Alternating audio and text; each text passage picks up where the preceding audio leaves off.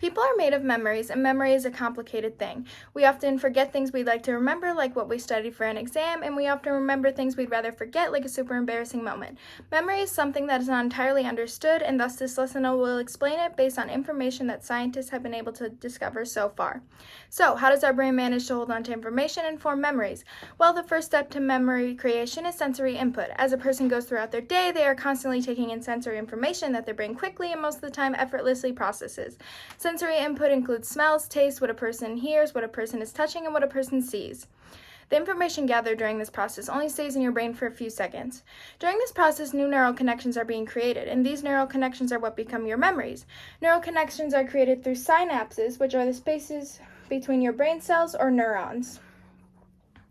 New sensory input causes a change in the electrical charge of a neuron, which then leads to the release of neurotransmitters across the synapses, and once a different neuron absorbs these neurotransmitters, the electrical charge of that one is also changed.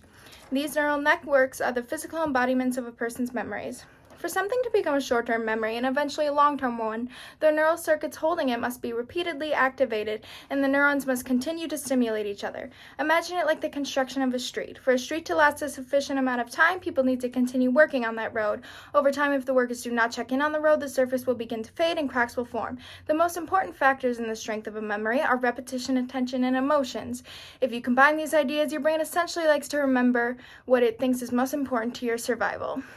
The reason we are more likely to remember an embarrassing moment rather than the answer to a question on a test is based on the levels of our emotion or the level of our arousal. During events considered to be highly emotional, specific neurotransmitters are released in higher concentrations, which can then help strengthen the neural circuits responsible for that memory.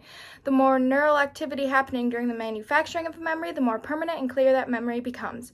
There are many other parts of the brain that play a role in memory, but possibly deemed the most important area of the brain is the hippocampus. The hippocampus not only helps to create new memories, but it is what turns a short-term memory into a long-term one. It is believed that the hippocampus is a main player in connecting different neural circuits or pieces of memory together. In other words, the hippocampus helps create a highway connecting our neural roads together.